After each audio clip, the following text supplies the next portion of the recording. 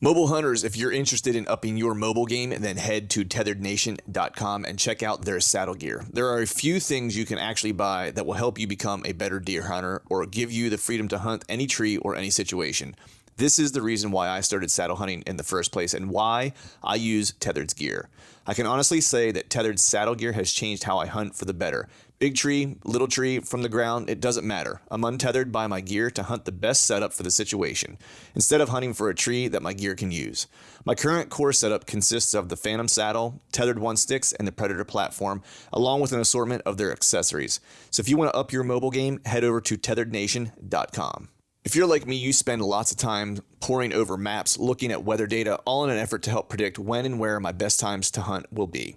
It'd be nice if there was a reliable source with all this information in one place. Enter the Spartan Forge app. Unlike some other predictive apps on the market, Spartan Forge was created from military combat intelligence experience tailored for hunters, and stands at the nexus of machine learning and white-tailed deer hunting. No more man-made algorithms. This is a predictive model based on real GPS collared deer data, historical and predictive weather, and the next level of mapping imagery, all at my fingertips. I've been using the iOS app this season, and it has replaced all my other mapping tools. Visit SpartanForge.ai and sign up today, or head to your iOS or Android app store. Use the promo code TRUTH to save some money and download it today.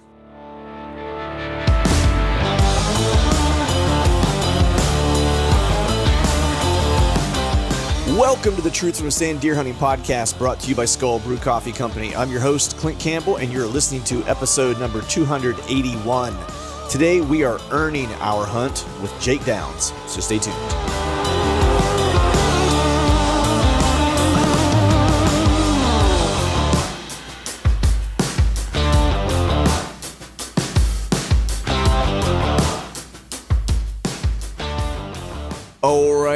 All right. What is up, everyone? Happy Wednesday to you. Hope you are doing well. Hope you are feeling fine on this. It's a pretty damn beautiful spring day, if I'm going to be honest with you.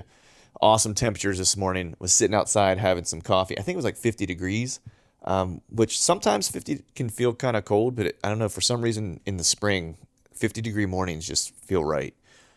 Hot cup of coffee, out on the patio with the dog, just kind of chilling.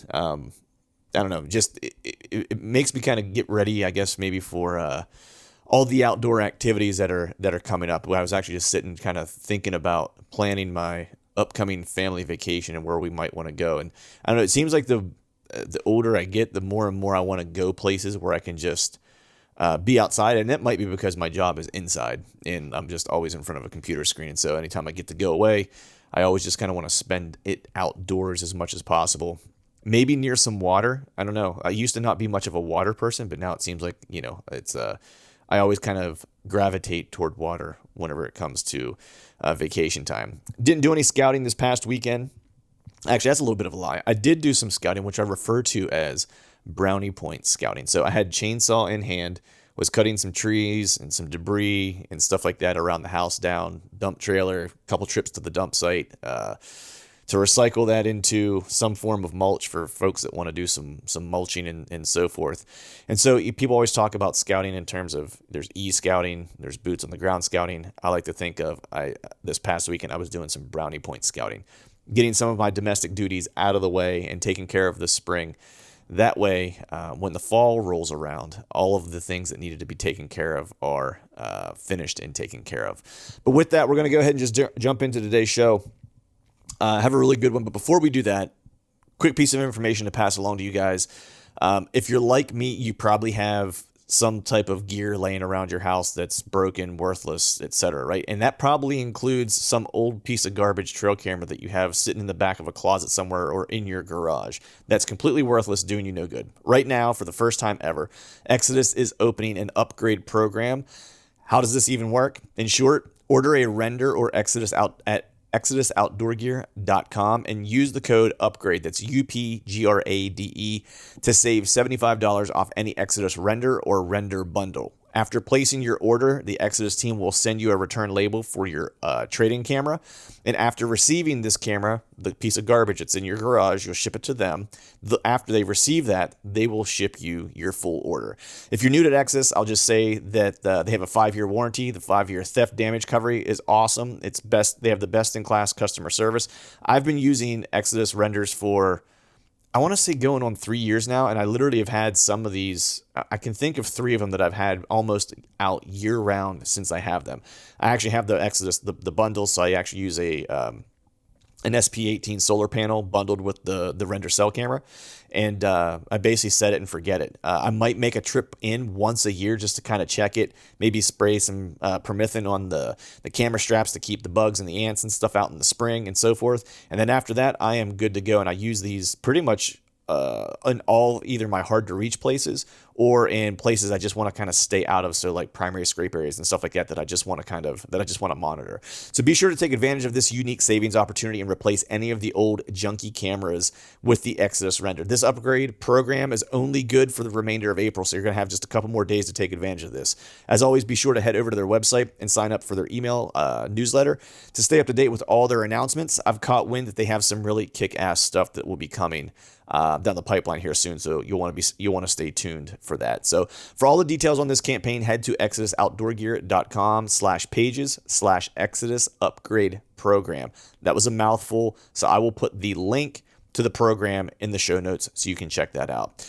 So with that, we're going to jump into today's show. Have Jake Downs on the show today. So if you guys are not familiar with Jake Downs, he is let's just put it this way, man. He's a savage.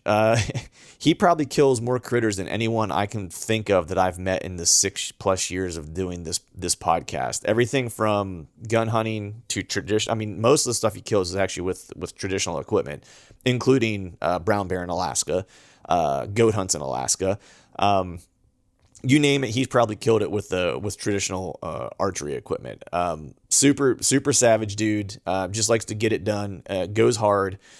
The interesting thing about Jake is that he's really kind of an equal opportunity, savage killer, if you will. He will hunt DIY public land hunts. He will do, guided hunts whenever he's going to like Alaska and stuff like that. He will do outfitter hunts. He will hunt, private ground to friends and family or whatever the case is.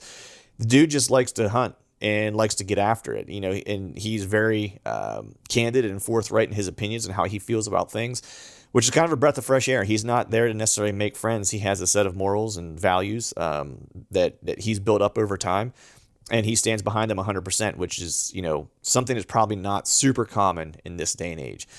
So we had a super cool conversation that spanned everything from like his different hunts to his concept of what earn a hunt means to him, and then a little bit of controversy that he had kind of swirling around crossbows and so forth, and we kind of dive into that as well. I will give the disclaimer: I don't edit this show, so there is some adult language in this show. So if you are listening to this in the car as you're driving with littles, earmuffs might be appropriate, or you might want to wait till you have headphones, or if you're listening to this solo. So with that disclaimer out of the way, we're going to go ahead and jump into today's show. Hope you all dig it, and thanks for listening. All right, folks, welcome back to another episode of the Truth from the Stand Deer Hunting Podcast. And today I have a fella on who I've been, I guess you could say I've been social media stalking this guy for probably the better part of 2 years, which sounds really, really, really creepy. And I always dig his perspective. He is one of the folks that whenever I think of people who just kill a lot of critters, he is one of the first names that comes to mind, and I'm speaking with none other than Mr. Jake Downs. What's going on, brother? Hey, man, what's going on? Hanging in there, dude. Just another day in paradise over here. Looking forward to, got a little holiday weekend coming up. Got a little birthday weekend coming up, so I'm going to do a little bourbon sipping and a little fire pit hanging. Nice. Yeah, man. That's what's on my agenda. Nothing too awful crazy. What's going on in your neck of the woods? Not much. Just working, and I gotta take tomorrow off and watch the kid. I guess with Easter weekend, the babysitters playing hooky, so I get to spend tomorrow being daddy daycare. Nice. So nice. We'll see how it goes. Nice. Yeah, that was always a I think a frightening proposition for my wife whenever our daughter was younger. I remember the first time I dressed her to go to school, or actually, no, it was the first time I dressed her to take her to her preschool or her daycare or whatever it was when she was just a baby, and I put her in a Guns N' Roses onesie and sent her and sent her to preschool. It was the one with like the skull with the top hat and the rose in its mouth. Like, Yeah. yeah, I sent her to that, and my wife picked her up, and she was like, what did you do to our child?" And I was like, "Well, I was like, I got to make sure I leave my mark. Like everyone knows, she's got a rock and roll dad. So there you go."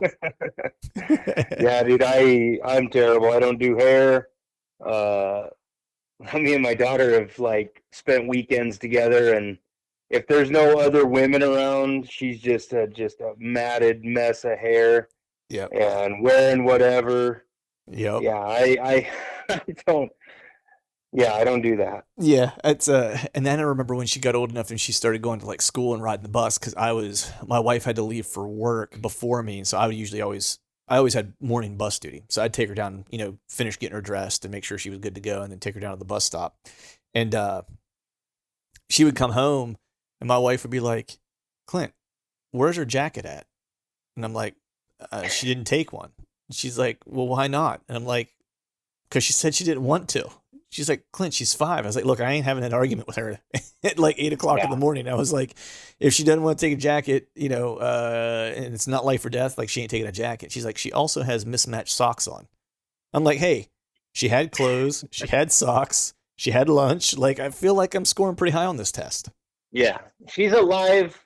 Yeah, It's a win. You know right. what I mean? Like, Exactly. there's no dire emergency. Yeah, I'm the same way. I forget things constantly, and always have to go back and get stuff, and yeah, I've been doing the whole daddy daycare. Usually this time of year I'm working like a psycho, Right. getting up at 3:30 and working from 4 to, usually try to be off at 5 so I can spend the evening with my family. But uh for whatever reason lately it's just been, with the amount of work we have, and I've downsized my company a little bit and done a few things.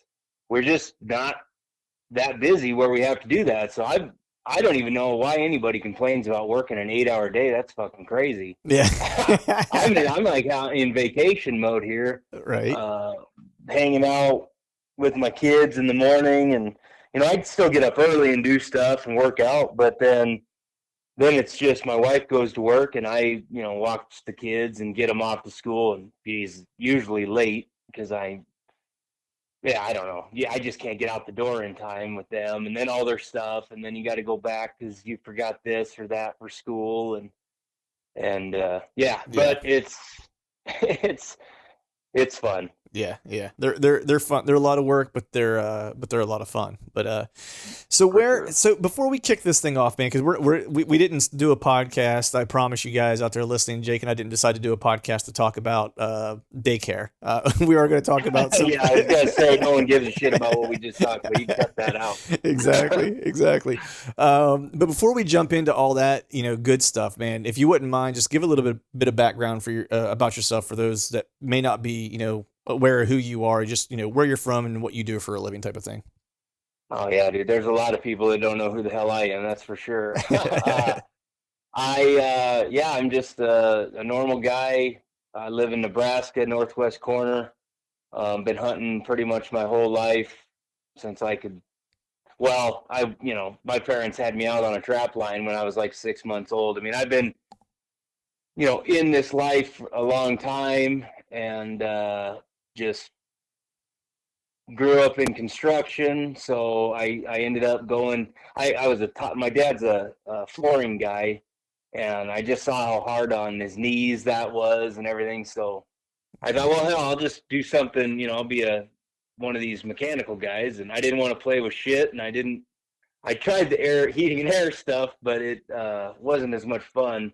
Mhm. So I picked it. I'm an electrician. I picked that and started my own business about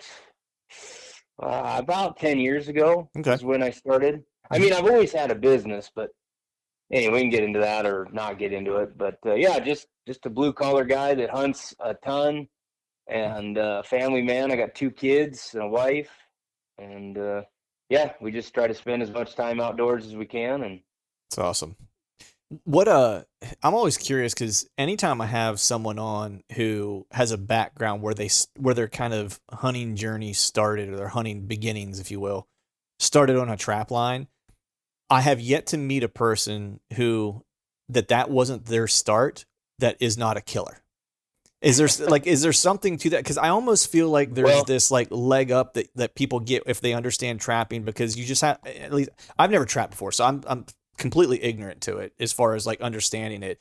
But from a person who doesn't know's perspective, I almost see that as like you have to be so in tune with the animal that you're trying to trap that whenever right. you translate that into hunting, it becomes a little easier because I don't want to say easier, but you're not trying to get them on this like 1 inch by 1 inch square spot. Like you have a more opportunity, right? Or more margin for error, if you will.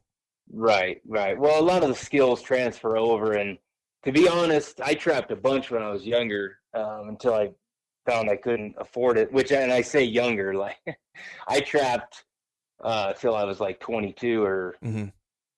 I don't remember. But yeah, a lot of the skills transfer over, and I you spend a ton of time in the out in the woods, if you will. Mm-hmm. Yeah. I hate saying woods because where I live, I mean, we do have some river bottoms and stuff, but and some timber. But anyway, you spend a lot of time out there, and you're constantly trying to figure out what an animal is doing and pattern them. And so, I mean, a lot of that transfers over to hunting. And like you Mm-hmm. say, you're trying to get them to put their foot in one certain spot.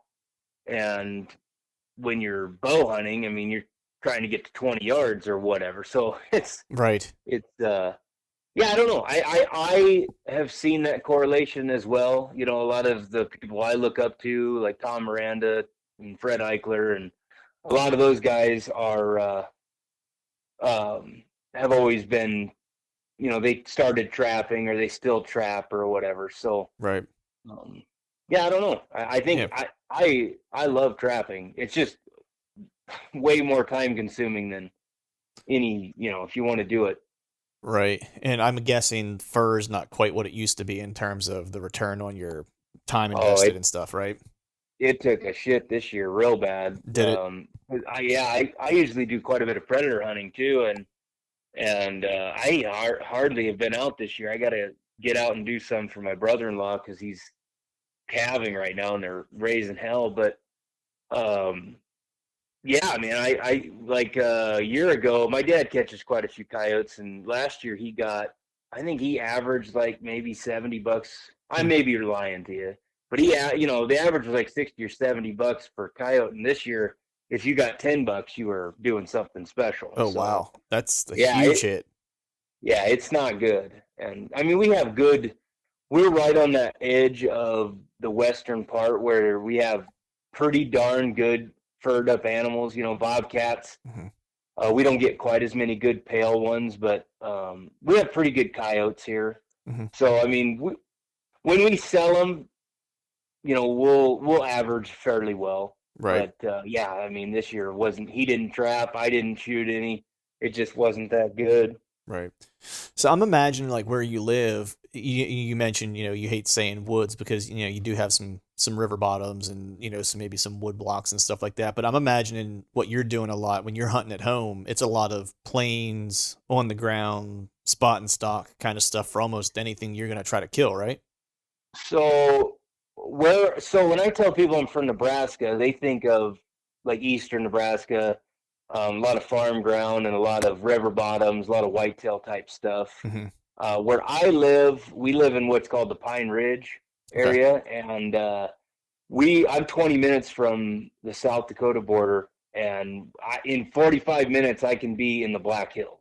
So Okay. what we have is we kind of have a diverse area. We have the Pine Ridge, which is similar to the Black Hills, not quite as big, and a lot of it is burned Hmm. quite a few years ago. So it's more. It used to be more timber than it is now. Hmm. And then we do have river bottom, some farm ground, and then if you go, 50 miles south, we get into the sand hills, Hmm. or east. We have the sand hills as well, which is um, pretty neat open country, but it's all just, I don't know. I mean, people probably know what sand hills are. They're just big sandy hills with Right. Elevation. with Yeah. yeah. I mean, it's just little knolls that Yep. are sand with grass on them. So we have that, and then we have a little bit of badlandy type country like they do in South Dakota. So it's pretty diverse here. I mean, we have elk here where I live. We have deer, mule deer, whitetails, turkeys, antelope, bighorn sheep. We have we're a little more west than we are. You know, everybody thinks of Omaha when you think of Right. Yeah. Nebraska, and I've been to Omaha like 5 times in my entire life. Right. So we go to like Denver if we're going to a big city. Right. Yeah. So yeah, that's kind of how it lays out here. Yeah, because I mean, truthfully, I've never been to Nebraska. Well, I shouldn't say I've never been to Nebraska. My time in Nebraska has been limited to my drive to Kansas this past year. I slipped into like a small part of Nebraska on my way there, Sure. and that was really my only kind of context. And that's the one thing, I'm imagining I'm imagining you do just a lot of ground hunting in general, right? Like that's kind of like your approach, like your preferred approach, and it might be even somewhat forced, right? Yeah, I mean, I do a lot of whatever works. Mm-hmm. I mean, obviously legally, but when I hunt mule deer here, I do a lot of hunting in. I actually usually hunt mule deer in the sand hills, Hmm. which is fantastic. But that's all on the ground, spot and stock, um, and it can be pretty well. I mean, you can get in on them because the hills are fairly choppy, so you Mm-hmm. can get close, but it's all so wide open. Right. And then we move into antelope, and we have some antelope that live in. I've done plenty of spot and stock on antelope if they're in the right country. And honestly, our water, like you can't really sit water here because, well, maybe not this year. It's pretty dry, but it's so antelope we hunt here usually on the ground, or over like fence crossing. So I get, I sit in a blind quite a bit, whatever works. I mean, Right. I'm just that guy. I mean, I've sat in a blind plenty. I get shit from my buddies that hunt that are crazy whitetail guys about sitting in a blind. I'm like, you sit in a tree. Right. Like, I get it, but I'm on the ground, and it's not Mhm. like those deer don't. But like I don't really care. Right. It's you give each other shit, but I do it all. I literally hunt from with on private ground to hunting with an outfitter to public ground, DIY, over the counter, horrible, tons of people. You know what I mean? Like Yeah. Yeah. I kind of go from one end of the spectrum to the other, and I enjoy all of it. Right. Well, and So that's what I kind of really appreciated about you when I started following you. Because truth be told, I think if I'm not mistaken, our a buddy of ours, Brian Broderick, that owns Day Six Gear, is the first yep. person who mentioned you to me. And this is, Well, I tell you right now, he's who I'm talking about my whitetail buddies giving me shit. So I'll tell you right now, that's that one of them. Right. Right Yeah. Yeah. Well, that sounds about like Brian. He's good for giving you a ribbing for sure, oh yeah. man. But yeah, that was the one thing that I really appreciated about your approach, because I picked that up right away. Was just, you're a, I think what I always say about myself is, I'm always trying to learn new stuff, and I kind of want to be a Swiss Army knife. That's like my goal, right? As a hunter, is I want to be able to go to any type of terrain, any type of topography, any type of habitat, any state. Like that's and I might not be great at all of them, but I want to be able to go to all of those kind of situations and be able to hunt and feel like I have a chance to be successful. That's kind of my approach, right? And so I usually try to pick something every year and learn. And so this past probably year and a half has been probably more focused on hunting from the ground. Just because where I'm at in Pennsylvania, you don't do a lot of that. And I'm primarily a whitetail hunter, some elk hunting and stuff like that. So, it's a lot of tree hunting and stuff like that. And so I was kind of like, well, I want to challenge myself to try to, get outside of the box a little bit and do things that maybe people wouldn't do necessarily around here. And you lo and behold find places where you find critters that are holed up because, well, there's not a lot of trees. And so people aren't there, so it pays Sure. pays dividends in that regard. But I always kind of appreciated that about you because you are, whatever means necessary, and you enjoy all of it. And even to the point of, a ton of it's with a trad bow, which is like blows my mind. It's something I want to dabble in. I have yet to take the plunge, and you'll use a compound and you don't really care, and that's, I think, what is kind of refreshing because you're just out literally enjoying the hunt. And that's the most important part. Yeah, dude, it truly is. And I get a lot of me, and I see it in other people, but this whole you hunt with this or you hunt with that thing is just, it's become a kind of a, I don't know. I can't. It's It's just become, not good. it's become divisive. It's just another It's way that very people, divisive. yeah, It's something that should not be controversial, and it's super controversial, and it's yeah, all well, I'm a bow hunter, you're a rifle hunter. hmm, You don't hunt as hard as me. You're not. I mean, I've heard of this purity hunting purist thing, and I'm just like, that's the dumbest fucking thing I've ever heard. yeah, Legitimately, I can't. And I'm a very not a not a confrontational person. I hmm, can be for sure, but uh, I am just kind of like, I speak my mind. So if hmm, you say something, I'll say, well, that's stupid, or I whatever. right, But my theory on the whole hunting thing is, look at what somebody's doing, be happy for them, and then just shut up. If you right, can't, it's that old adage that my mom used to say: if you can't right, say anything nice, don't say anything at all. There's no reason, and I get, honestly, the only reason that I have become, my put out my earn your hunt message and started basically showing what I do every day, the mundane working and family stuff, and putting out that information, is because of all of the uh the side swipe messages, hmm, oh, well, you were on private ground, or where'd you kill, like, right. I Or just got sick of, it's the old "it must be nice," you know what I mean, oh kind of my message. You know what I god. mean? It's like because Yep. and I completely hear you. And, and at some points, I'll get some messages here and there about certain things. I have to be pretty honest. Like the crew that follows this podcast by in general, really good people. So I don't get a lot of that. I don't encounter Sure. a lot of that necessarily. Not that I don't encounter any of it, but just not necessarily a ton of it. Every now and then, I'll get something like that. And it's usually related to like, and it's the funniest thing because it's the dumbest stuff to your point. It's like, they'll, I did a video on like a method of like climbing a tree with one stick, right? That's like how I climb whenever I'm saddle hunting. I climb with one stick. And I was like, hey, I'm going to put out this video to show people like, this is the gear that I'm using. Cause I get a lot of questions about that. I was like, so let me just make a video of like everything I'm using and how I'm doing it. Right. And Hmm. I got a comment about a piece of gear that I have, that was, kind of like a it must be nice type of thing, right? Because it's a pricey piece of gear, you know what I mean? But it's not necessarily anything special. And I'm in like my whole approach is, and even whenever I was in a band as a musician and I was touring and stuff like that, I'm generally a buy once, cry once person.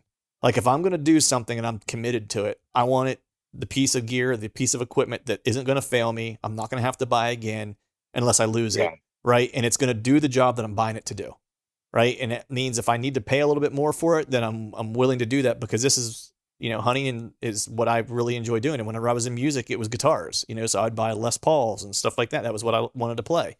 And Yeah. and it's like, no, it's not nice, man, because I work a regular job like everybody else does, right? I just Yeah. prioritize this as something that is important enough for me to spend my either time or money, my resources against, right? So I had to make some sacrifices somewhere for it. You know what I mean? And that's the part that I think people miss. Well, and I think people are just, they're just sour. They're just Mm-hmm. jealous. They're just whatever you want to call them. And I used to be the worst. I used to, when I was younger, I would think those things, and oh, this guy, he must be nice to be rich and this and that. But as I grew up, and then I started having, some, I'm not gonna. I mean, when people say must be nice to me, that's the whole reason I show how much I work and this and that, Mm-hmm. because I don't have, I didn't get some big company from my parents Yeah. or money. Everything, and my company that I built myself right now is a 2-man crew, and I'm Right. one of those 2 men. So I Right. can't really, you can't really say, oh, well, he must make a ton of money. Well, if I'm making a ton of money, then, you know, so I look at it as like, well, what are you doing? Because I don't see anything that I do as special. Right. Now I know that some people. So what I started doing, instead of saying, I've got buddies that have plenty of money and Yep. this and that, and I used. Does that affect me? Does that affect what I'm doing? No, it Nope. doesn't. It Yep. doesn't affect what I want to do.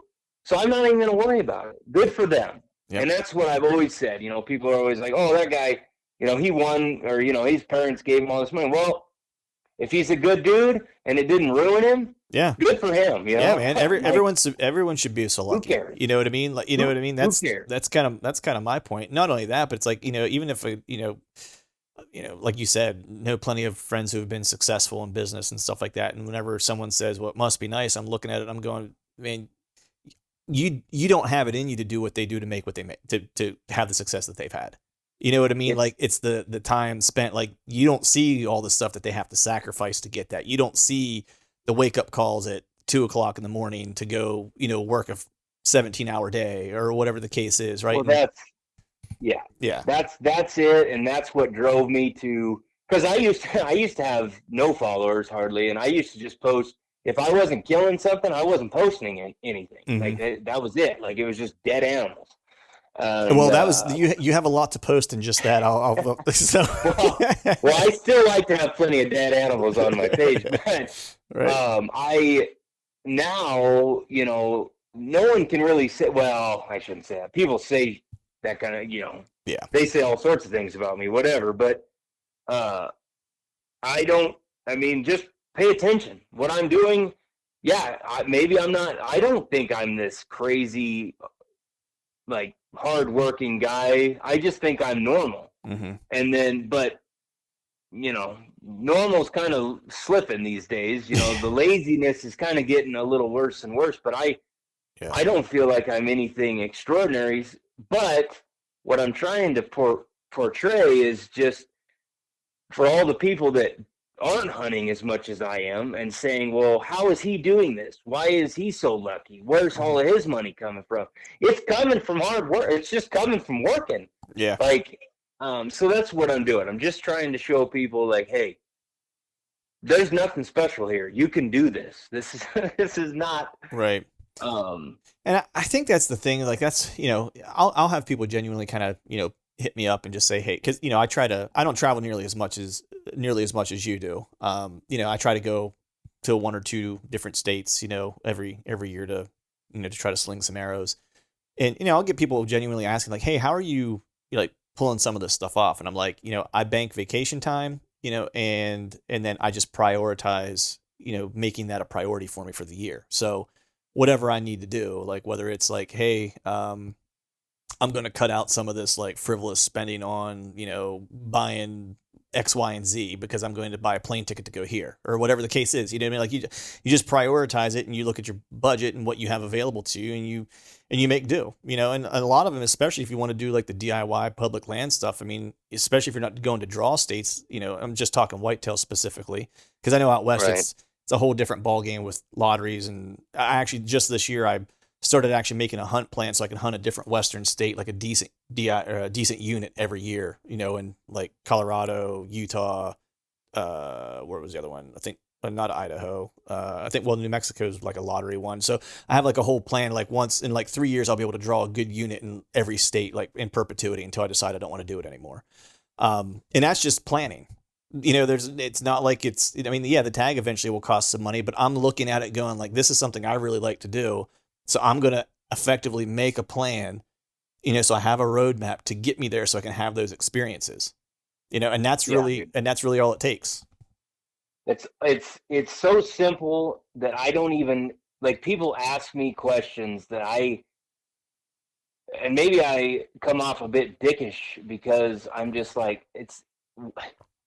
like I've had people say I'm a I've had a I'm you know, I'm an electrical contractor. I've been in business for 10 years.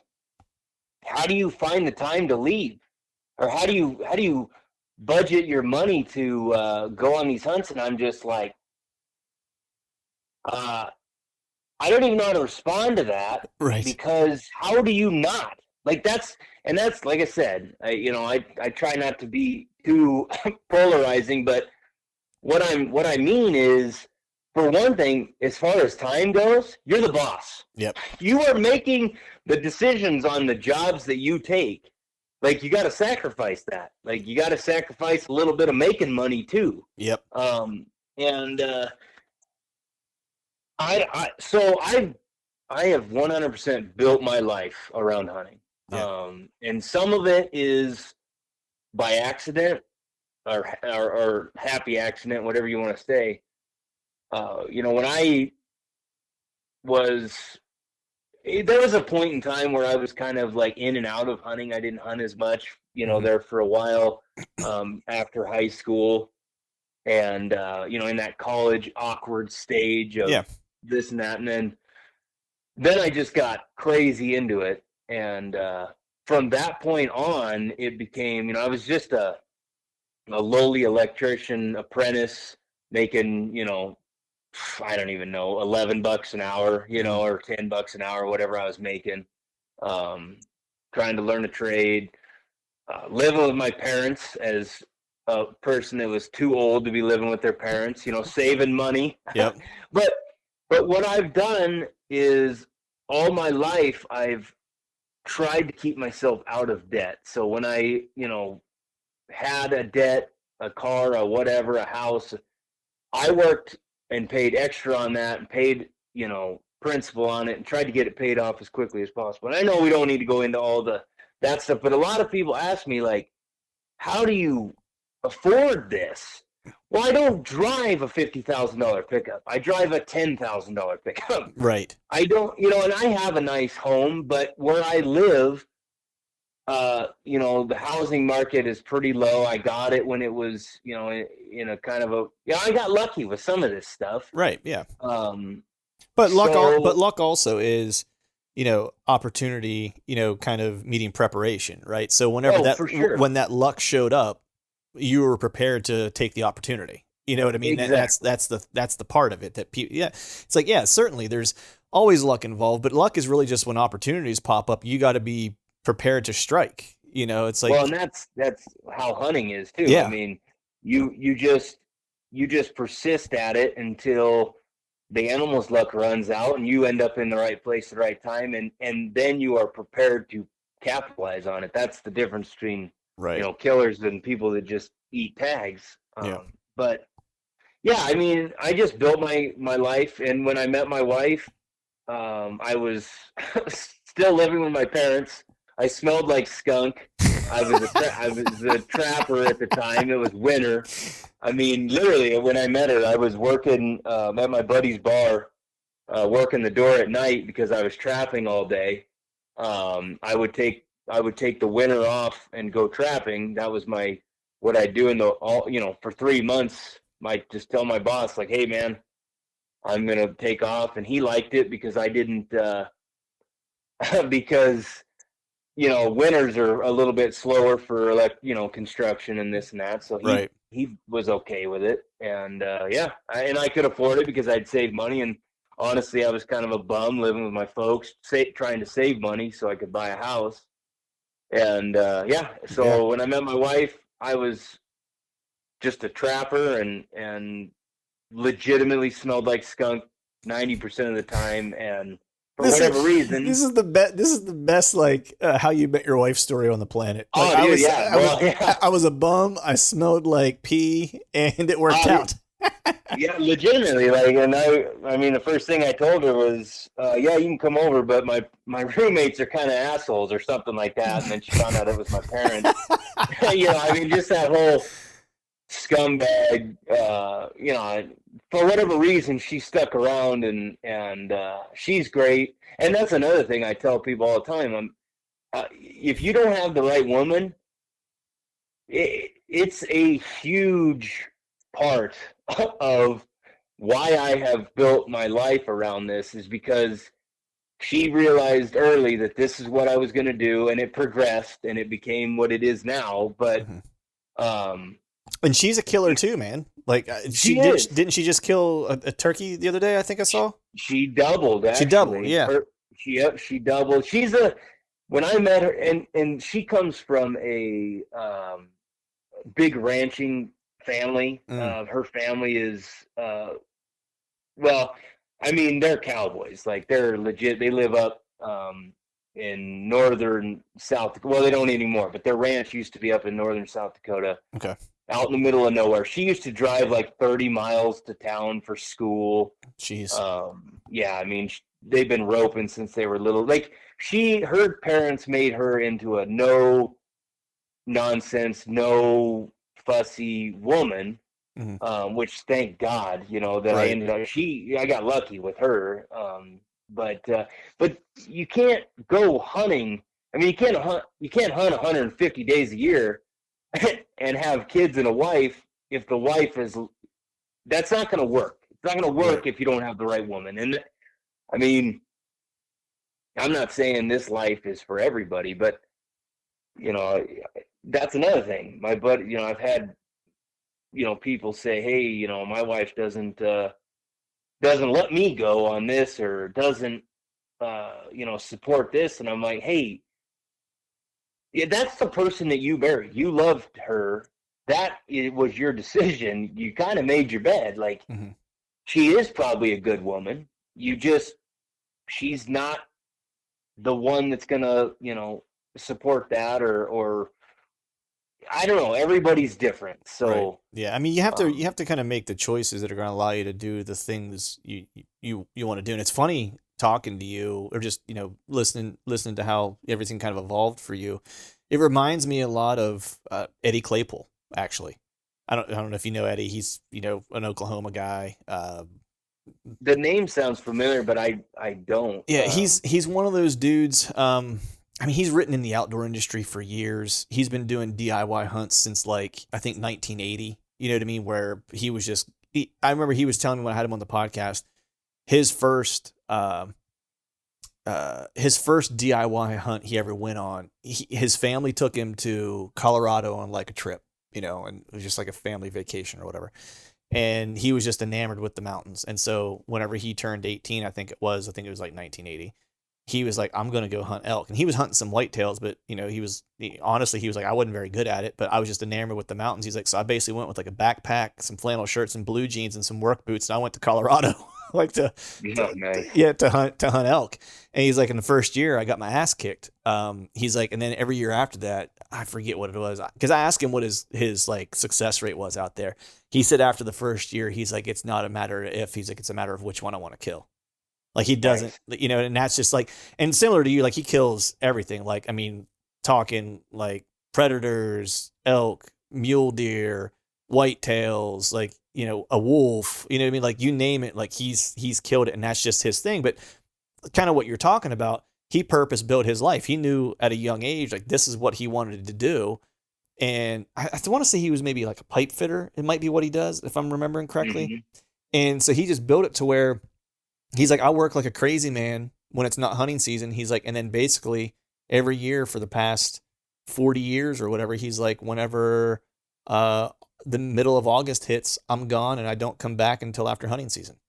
Yeah, dude. See that's the thing. Nothing I'm doing is special. There's so many guys out there doing the same thing.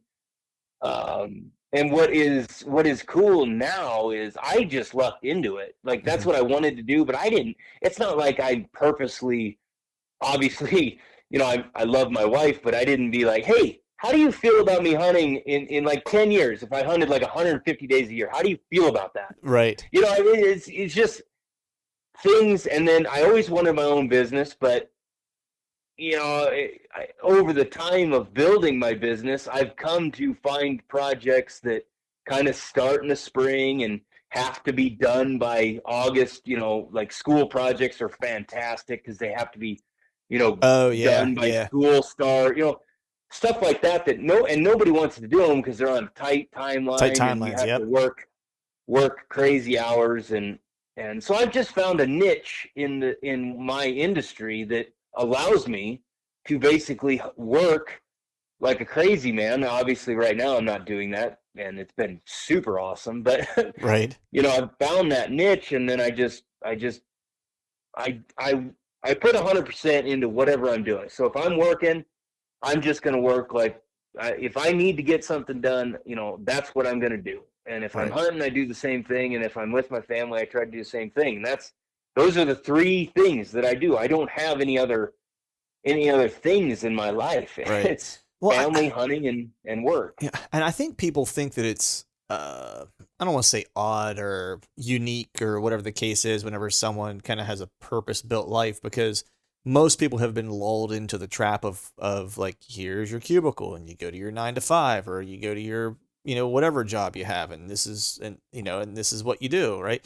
And so I think when they see anyone who's doing something outside of that, they're like, well, how does that work? Where it's like, you can, even within like, you don't have to own your own business necessarily to manipulate that per se. Like No. for example, for me, it does take some time. It doesn't happen overnight. And I know when I started in my career, my goal was always to try to find a gig that I could work remotely. That was kind of my thing because I liked what I do. I'm a digital strategist. That's what I do. It's kind of nerd work. And but I wanted to be able to work remotely because I didn't want someone kind of breathing down my neck, kind of watching, like, when's he done with that project so I can give him a new one. Like, I wanted more, like, kind of freedom than that. To, like, if you give me 4 days to do a job and I do it in 2, I don't want you to give me stuff to do for 2 days. I want to be able to do whatever I want to do for 2 days, type of thing. So, Right. and the way I've kind of worked it now is like, now that I work remotely, it's like, hey, if I want to hunt in the morning tomorrow, I just push my meetings back tomorrow morning till the afternoon, or I reschedule them for the following day if there's a weather system I want to hunt, and I go out and I hunt the morning, or I knock off a little early and I go hunt. The reality is, as long as I get my stuff done, no one really cares, and so and because I work remotely, sometimes I'll travel and I'll stay somewhere, and hunt in the mornings or the evenings, or I'll extend my trip a little bit longer and hunt like the upcoming weekend, where maybe I work remotely for 2 days from a different state so I can hunt the weekend the following weekend or whatever. So, Yeah. It's like there's ways to make it happen. You don't have to own your own business to do it. It certainly helps because you're the boss, but there's certainly other Well, ways to kind of, to work that stuff out. no, 100%. And I mean, I got one of my best friends lives in Arizona. His name's Levi. He's awesome, and he's a cop, and I mean that guy will work like a full. I wouldn't recommend this. He's a psychopath. Like, he's crazy. He'll work like, I don't know what they work, like 12-hour shifts, and then Mhm. he'll jump in the truck and drive all night to wherever he's going to hunt, and then be there at daybreak and hunt all day, maybe the next day, and then he'll drive all the way home and go to work he works usually nights or whatever. So, Yeah. I mean, it's just, how much work do you want to put into it? Yeah. How much are you willing to sacrifice or do this or do that? And I've come to the realization that most people like the idea of hunting more than they actually like hunting, which Yeah. I understand that, Yep. because hunting sucks sometimes. It Yeah, just does. for sure.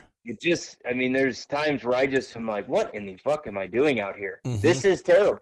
Yep. Or whatever. Like, I'm not always, and you watch these hunting videos, you get all jacked up to go, 10 miles in the backcountry, but that sucks. Yeah. So, but Exactly. if you need to do that, then that's what you do. So, Yeah. I just think that a lot of people, a lot of the must be nice people, or the I wish I could do what you do people, they're not willing to do it. They just want to complain about it. And we need those people to buy a bunch of gear, and support Yeah. and buy tags, Exactly. and then not shoot. I mean, if there were, obviously the tags would be much more limited if people Yeah. were all as psycho as you and I. So, Right. Yeah. So, but well, yeah. So, I mean, I guess, like, you're, because you have a podcast that you run, Earn Your Hunt podcast and stuff like that. And I'm guessing like the premise of that is just basically what we've been talking about, right? Is just like the idea of like, you do what you got to do. And at the end of the day, did you earn it or not? And if you did, That then by God, go have fun. Yeah, dude, that's what my whole message is. And I'll just give you a little disclaimer on the podcast. You think I'm cussing a lot on this one. Like, I get pretty worked up on my podcast because the way I do it is it's just I don't know if you listen to Bill Burr or not, but Bill Burr is like, even though he swings way left, I love him to death. Right. And he's funny. And I relate to him so well because he has the same kids that I do, same ages. He has the same outlook. He gets worked up like I do. So I was like, well, I'll just make a podcast where I can just not waste any time. So what I usually do is if I'm on my way to work or if I'm on my way home from a hunt or, whatever, I'll just jump on by myself. Mm-hmm. It's just me. So, I mean, you got to really want to listen to what I have to say. But it's basically just me talking about my life and the way I do things and some tips and tactics, a lot of swearing and telling you stories about, I get all worked up over engineers sometimes, just right, stuff that happens to normal guys. And that's what I think people, and I say this because this is what people tell me. I don't look at myself as an influencer or somebody but I guess people tell me that I am, and right. They tell me that they enjoy what I'm doing because they can relate to me. They can relate to the guy that works hard, that has a family, that's still, and maybe they don't get to hunt as much as me, at least yet, but they like the idea that is a possibility. Well, I think you like the idea that it's a possibility. And I think part of it too is like, I enjoy, I've listened to some of the episodes of your podcast, and I like it. I just like to go down the rabbit hole with you. You know what I mean? Like I just kind of get lost in it. It's like, all right, cool. I'm going to go for a ride with Jake here and we're going to see where this thing goes, Yeah. And I don't even know where it's going. Right. But then it's like also just in following you, because I don't hunt nearly as much as you do, and so some of it is I get to live vicariously through you a little bit because here's a guy who is like me and he's going to do all this cool stuff. And some of that cool stuff is stuff that I want to do that's on my bucket list item. And I'm like, Jake's doing it, man. I can do it. Like I can figure out a way to do this. Like he's showing me that it can be done. You know what I mean? And so that's part of like why, that's what I kind of appreciate about what you're doing, because I mean, you've hunted all over the place, and like I said at the beginning, like I'd be hard pressed to find anyone who kills more critters than you have just in any given year, like across species, across multiple locations, and you're doing it, like, on your own a lot of times. I mean, I know you sometimes will use like, an outfitter or whatever, cause you enjoy the hunt no matter, what approach it is, but there does take like a level of planning and, because of like, it's not like you're just going to hunt whitetails in like different states. Like, and that's a lot of what I do. And so whitetails are whitetails. They might be a little bit different based on, the terrain you're hunting in or the pressure or the habitat or whatever. It's like, those are the variables, but it's the same species. You know what I mean? So they're going to act the same somewhat to a degree. And it's not like I'm going from, it's not like I'm going from Pennsylvania to hunting, Colorado in the winter to hunt whitetails in the mountains. You know what I mean? It's like, if I'm going to hunt whitetails, right. It's like the seasonality of it. I'm not getting those huge swings in terms of things that I have to prepare for. But some of the hunts that you're doing are extremely challenging hunts. Like you did a goat hunt in Alaska, if I'm not mistaken, in which that was a compound, right? Which is still crazy that you killed that with a compound. And that was a stick bow. That was a stick bow, which is even crazier. Yep. And then the brown bear you killed was also stick bow, right? Yep. Yeah, and that's like, to me, those are like two of the most insane hunts I could possibly think of. So, like, what kind of planning do you have to kind of think about, or what types of things do you have to think about when you're getting ready to do hunts like that are just so different from what you would maybe do normally on any other kind of given hunt that's maybe close to you? All right. So my theory on hunting is, well, so I call those hunts layaway hunts, and Hmm. I that's how it used to be. Um, it's a little better now, I mean, as you get older and your business progresses and you get things paid down and off. Obviously, I spend way too much money on hunting, obviously, but uh, when you're, I call those layaway hunts. Hmm. So you pick a big animal, and there is a lot of planning. And what it is just pulling the trigger, just calling that outfitter, excuse me, Hmm. and getting on the list and sending him a deposit. And I've done it out to like 3 years. Hmm. Most outfitters will go out 2 or 3. Most, I'll be honest, most good outfitters are booked out, and it depends on the species because certain species have more, excuse me, um, have more, drive from hunters. But I'll book those hunts, 1 2 years out, put a deposit down, and then I'll pay on it as we go. If we do a big job and I get an extra little bit of money, I'll send it to the outfitter. Um, Hmm. just stuff like that. So that planning is big. And then as far as like different species, I have a very simplistic look at hunting, and maybe it's because I've just been hunting, trapping, doing whatever in the outdoors my whole life. Um, I kind of look at it. Yes, every species has its things, and I'll be honest. This is probably gonna turn off most of your viewers, listeners, because they're all whitetail. Most, not all, but I'm just saying a lot of them are whitetail hunters. Right. I hate whitetails. I hate them, and the reason I hate them is because I suck at hunting them. I'm just not. I'm not a. I've shot a lot of them, and I have a lot of good friends that are good whitetail hunters. And And I've usually seen I some, just and I've go seen along. some of the whitetails you've killed. You've killed some good ones too. I've killed some good ones, and it's just because I've been with somebody that knows what they're doing. I kill some here in Nebraska, but they're not crazy Alabama cracked out whitetails. Right. So I guess where I was going with that is I look at hunting as people are like, well, what's your strategy on a mule deer? And I'm like, well, I find them, I find their weakness, and then I kill them.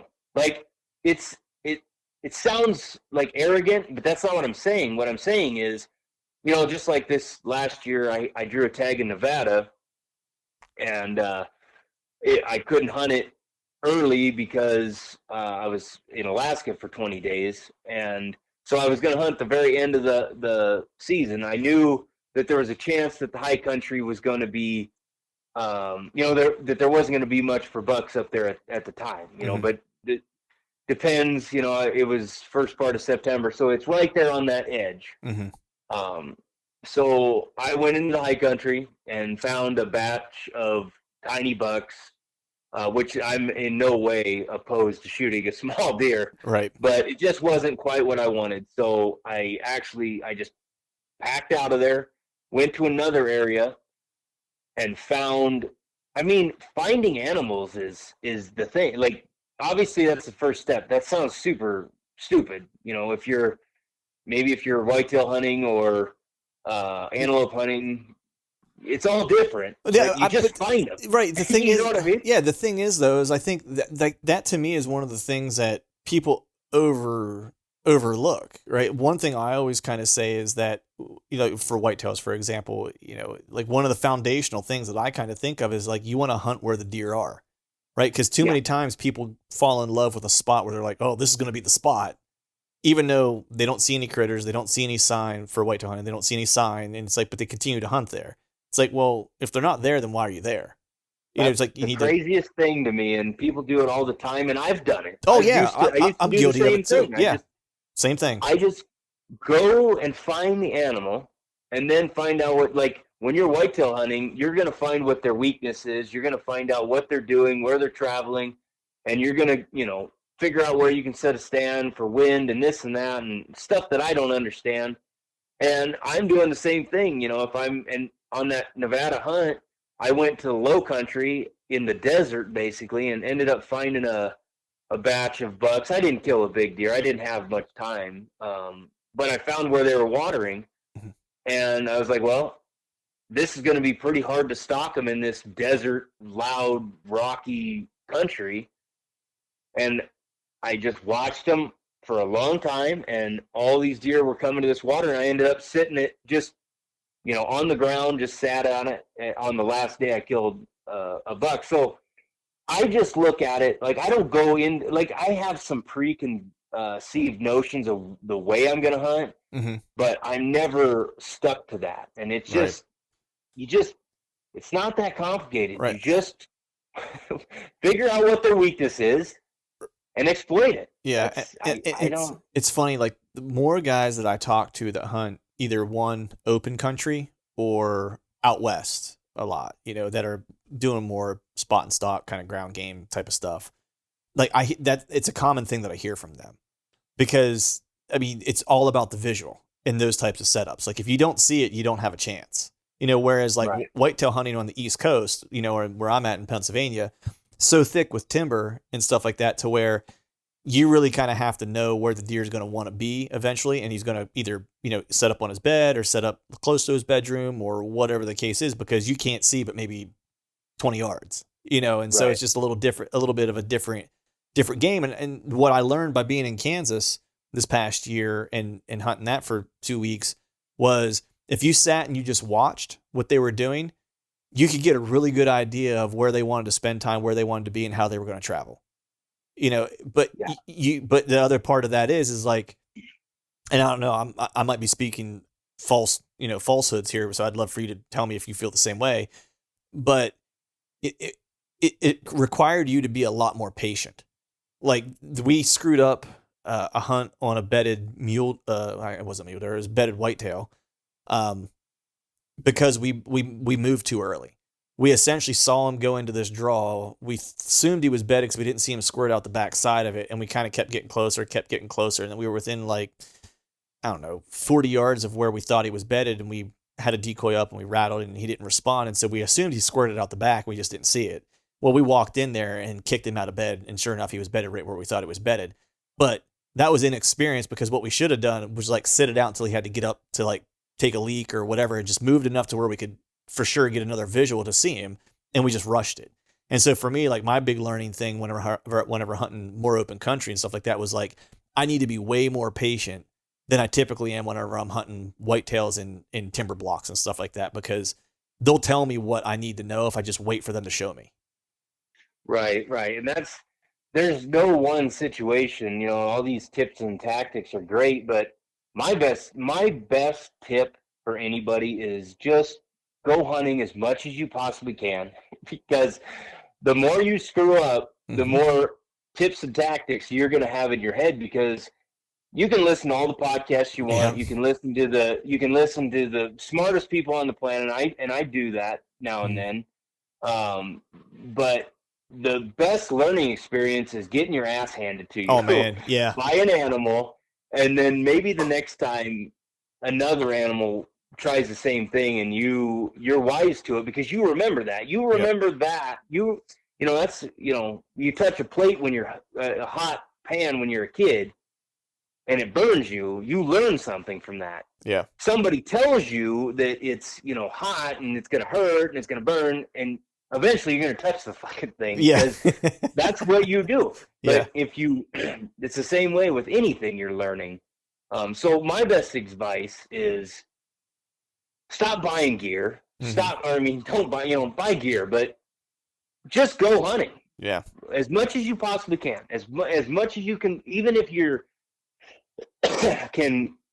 maybe you can scout more often because you get more time in the summer or something. You're a teacher, whatever. Maybe you can spend a ton of time in the woods in the summer learning what the deer are doing, and you can find old sign that shows you this and that. I find a lot of elk.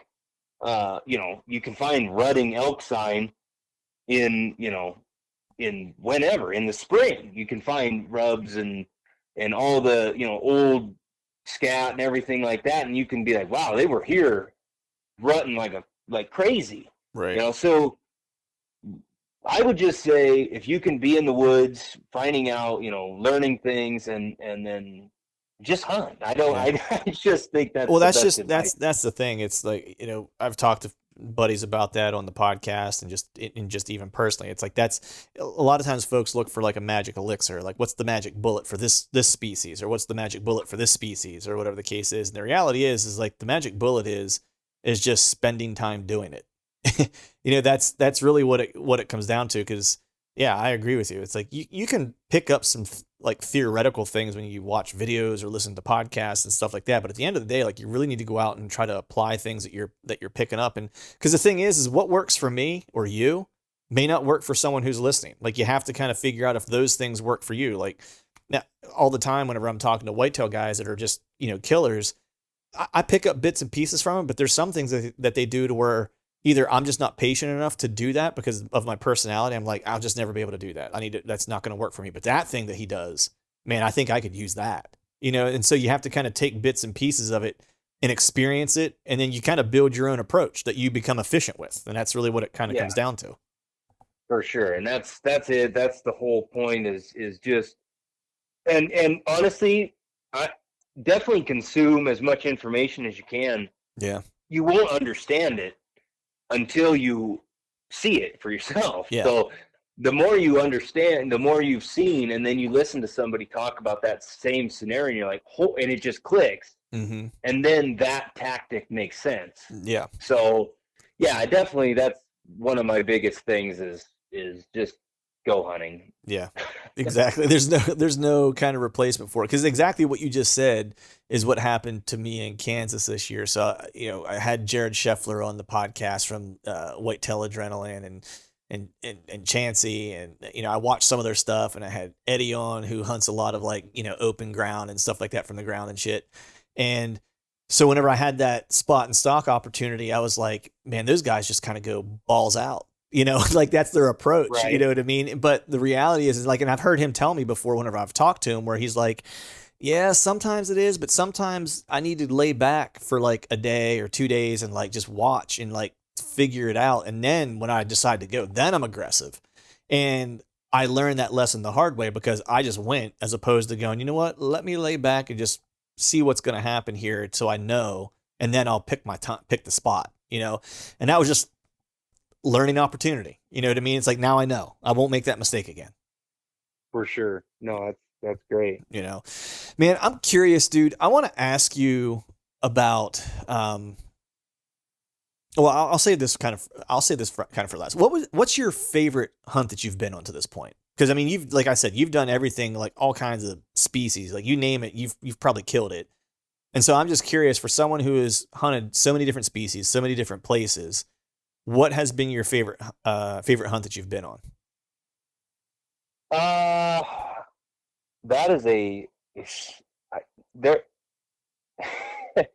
People have asked me that, and I've probably given different answers every single time. Right. I'm going to assume not the axis deer one where you got sunburnt. I'm going to assume that one's off. No, that was definitely not. The thing about it for me is every one of them has something different to it. That's what I like about going after so many different species.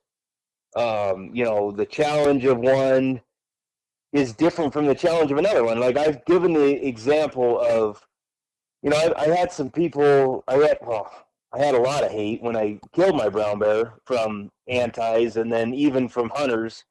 But I had some people say, well, that's not hard, you baited it. Mm-hmm. I said, okay, have you ever had one shot to make and $20,000 on the line? If you mucked it up at all, right? Have you ever had that? And well, not to mention, if that shot isn't great, there's a chance that it's not going to be pleasant for you either. Well, and that's another factor of it is I'm not just talking about a stressful situation in that the shot, money is a big thing, I mean, you want to be successful and you don't want to waste, quote unquote, waste money. You don't want to wound an animal and lose it. You don't want to have that animal wounded and try to kill you. Right. So a brown bear at 20 yards, even on a bait, and we were on the ground, we were in a ground blind, but that doesn't. I mean, they know you're there. I mean, you might as well have been standing there in your underwear. You know what I mean? exactly. So to somebody that's uneducated to that, that sounds like an easy hunt, but that was one of the toughest shots I've ever had to make. And that was with the stick bow too, right? Yep. Yeah, that's crazy, bow. man. Yeah.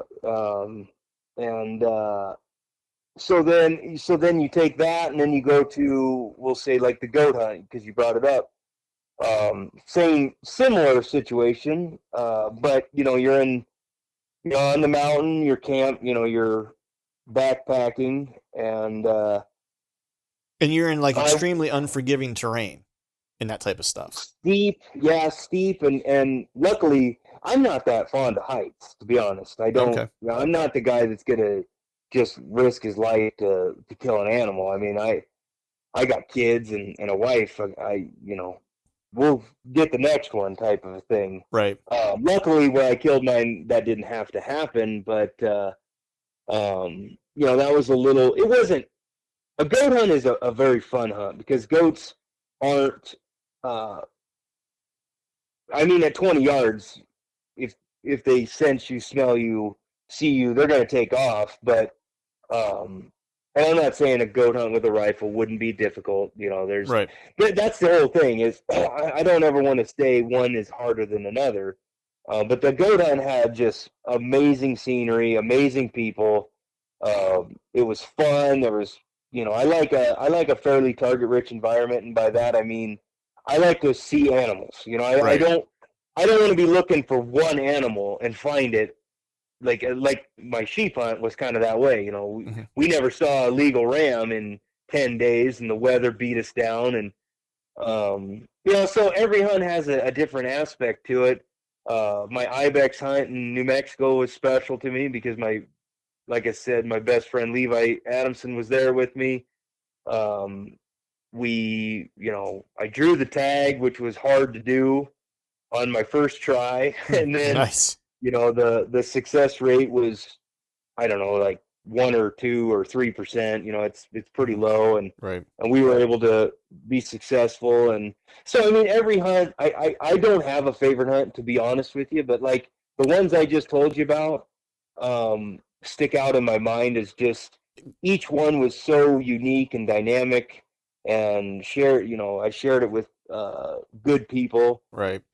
I think that's the important thing. Like I always say, even just in the travel hunting that I do, whether it's out west for elk or even just, whitetails, a couple states over or whatever, is that the people that you spend those travel hunts with are way more important than the actual hunt or state or location that you're going to be in. Like, at least in my opinion, because having bad hunting partners or company on those trips will ruin a hunt faster than bad hunting, in my opinion. Yeah, and you know what's funny about me is I almost never hunt with people. Really? I almost never, like, I have a tight-knit group of people that I will hunt with, and it's pretty minimal. Mm-hmm. On those hunts, Levi, like I said, Levi came out and helped me out on that ibex hunt. That was just I drew the tag, and it's public land. It's an awesome hunt if you can actually draw the tag. It's super tough, and those mountains are nasty, and they're full of snakes and all sorts of crazy stuff. But like on the goat hunt, I just ended up with an awesome guide. Mm-hmm. And one thing I'll tell you, if you're going to book a dream hunt, there is no such thing as a deal. Don't go for right. It's not something you want to save money on. It's something you want to find the best and go with the best. And I got lucky. I got, a great guide. He was awesome. Learned a lot from him. Same with Harold Fahrenbrook. I don't know if you know who he is, but he's a legendary person. And he's been guiding up in Alaska for like 30 years or maybe even longer than that. He's killed way more stuff than me with a stick bow. Wow. But he was my guide on my brown bear hunt. He was my guide on my sheep hunt. And so it's just stuff like that. that the if you are going guided, it is a bit of, do your research and get Mhm. a good setup, or else it's going to be miserable. And then again, when I hunt, the tags I draw, or when I'm at home, or whatever, so even when I'm going on those big hunts, I'm still traveling by myself. I'm Yeah. still, I'm just, I may have a guide when I'm there, but Well, in a lot of a those lot of what places, I do like is solo. yeah, like Alaska, like you have to, or at least certain parts of Yeah. Alaska. I know when I was Well, there. certain species, yeah, Yeah, yeah, you have to for sheep and yeah. bears and Because I was there, I don't know what it was, 20 years ago, maybe roughly, and it was a black bear hunt and blacktail deer hunt, and we were semi-guided because we couldn't go unguided. But what we could do is go semi-guided, which was basically we rented cabins from a guy who was a guide, and he basically gave us a map and a Suburban, and we would just check in with him in the mornings. He's like, "Hey, where are you guys headed?" And we were like, "Oh, we're thinking of going here." He's like, "Yep, that's good. You'll find bears there." It's that was like that was our guide. He was, sure. and that was it. And he would feed us when we got home at night and stuff like that. And it was an awesome trip, man. But that the brown bear hunt is like a bucket list item for me, man. Not gonna lie. That is like I want to do a brown bear hunt with a bow. That is something that I have a burning desire to do, and I'm just curious, man. Whenever that behemoth walks in, like pretty high pucker factor on that one. It's something I can't even really explain. It's like you look at them on TV and whatever through binoculars and different things, but when they're at 20 yards, that bear sat on his butt with his head up in the air, and I was like, he looked like a bobblehead. His head was so big that it's just something you can't really comprehend. And just knowing that uh that you're on the ground with him. I mean, there's nothing. I mean, obviously my guide had a gun. Right. Yeah. Yeah. Because those I types of mean, things, they have to have they require like you're a guide with a backup with a certain caliber gun, right? yeah, Yeah. I don't know what. Yeah, you definitely have to have a guide for brown bear, and you have to, they have to actually be sitting with you in, Yeah. he was, and it's funny, that hunt not sucked, but it was difficult because we sat in that blind.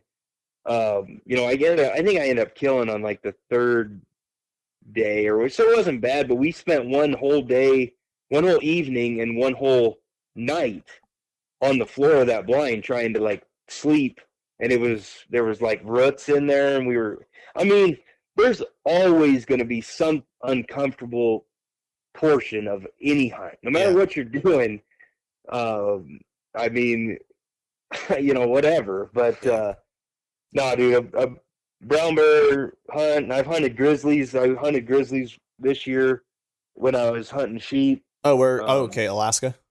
yep, in Alaska, and on the ground, and snuck in and damn near killed one. Oh, I mean, dude, where was that? Where was that at? North Slope, up by uh like Prudhoe Bay, and in Okay. that, that, not by Prudhoe Bay. I wasn't quite that far, but yeah, just on the North Slope of Alaska. How big was so I want to back up for a second. So have you seen brown bear and or grizzly? Because I know some people call them either or, but either they're different based, I guess, where they live. Where Uh, yeah. and so have you seen grizzly or brown bear just like while you were hunting in previous hunts, or were those hunts like the first time you had like grizzly or brown bear encounters? No, I've been around grizzlies before. I've seen them. I've done a caribou hunt up there on the North Slope. Okay. Just me and my buddy got flown in, and Hmm. we were dropped off for 9 days, and we had some grizzlies that we saw on that hunt. I've seen them in Wyoming a little bit. I've never had a run in, knock on Hmm. wood, with them, but I've been around them. Brown bears, I mean, like you say, it's so far from the coast that they are technically a brown bear Hmm. to a grizzly, but that was the first time technically that I'd probably seen a brown bear, Hmm. a legit actual brown bear. But I've been around some grizzlies, and I'll be honest, I don't hate it as much hunting them hunting around them in Alaska as I do in Wyoming. Like, I'm not the guy that wants to go in that Cody area and hunt elk so bad. Right. Just because those bears don't get hunted, they're not the same as. And Hmm. I'm not saying you can't find an aggressive bear in Alaska. There's plenty of people get mauled in Alaska too. But um, yeah, and I've hunted in British Columbia and been around them. I've been around them quite a bit. Yeah. But So whenever you stalked in on that one, the Grizz, what was that like? Because that's obviously a little bit of a different experience, right? Because you're not necessarily sitting and waiting per se. That when it sounds like you're actively kind of pursuing. yeah, it was pretty awesome. We found this bear bedded and took off up the. I mean, Alaska. We were just up and down. I mean, it's those mountains. You climb to the top of one, then you go down that one, and then you go up the next one, then you go down that one. I mean, it's just It's not. it's no joke, and that shit's It's thick in Alaska. Like you don't it, find stuff that's like, I mean, that's like the epitome of thick. well, and where we were, it's open. It's Oh, a okay. lot of open country up there. It's kind of tundra, mountainous tundra, if that makes Okay. sense. Yeah. Yeah. I've hunted in that thick stuff you're talking about, and Yeah. it sucks. Yeah. Like the That's goat hunt to get to the alpine was miserable, and but um, yeah, that was. I mean, we found it bedded. It was just bedded under this ledge, and we booked it up the mountain, and my guide was right behind me videoing, and had the gun, had his sidearm, and we snuck. We literally got there just about 5 minutes too late. We hmm. just we got there. We were about to go over the edge, and my guide whispers to your right, and this bear was coming around the corner at like 20 yards, and I of course was facing the wrong direction, and it's looking at us like, what's going on? It wasn't a giant bear, Hmm. but just I mean, it was. I was, I know. It was a mature enough bear, is what I'm Right. saying. It Right. wasn't a giant bear, but it was a mature enough bear. And I tried to slowly turn on it. And as I did, just as I went to draw my bow, it put its leg back and just covered its whole vitals. And then it just took off running the other direction. So, I mean, I was that close from getting a shot That would at have a been grizzly. that would have been a hell of a trip, man. A goat and a brown or and a grizzly in one trip. That was on my no, that was on my sheep hunt. Oh, your So sheep when hunt. I was Okay. sheep hunting this year in August, Okay. I had a grizzly tag as well. So, um, Nice. but yeah, dude, it's bear. I love bear hunting. I'm gonna do some bear hunting here this year. I'm actually going to Alaska, back to Alaska this year. Nice. Um, I was just going to ask you what do you have on the docket for this year? What's the what are your plans? Where are you headed? What are you chasing? man, I got a decent I got a decent amount of stuff. Again, like I said, I'm gonna hunt. I might hunt black bears in Wyoming this year with a buddy. Just go backpack in Hmm. or what? I don't know how we're gonna do it. If we're gonna do it backpack or not, and then I'll go to Alaska in June, early part of June, and hunt bears there. And then I've got. I don't know what I'm gonna draw this year. I'd like to. Um, I mean, I'm gonna do all the normal stuff every year. I hunt mule deer. That's the one cool thing about where I live. We have a lot of opportunity. I have, Yeah. I can buy two deer tags, buck tags, Hmm. and I can shoot either, both whitetails or mule deer and a whitetail, whatever. So I usually hunt, one of each, mule deer, whitetail, and then I can buy a ton of doe tags. I usually end up with quite a few doe tags, antelope here, and then I'll do antelope and mule deer in South Dakota with my buddy Ryan Rotier. He's an outfitter Hmm. up there.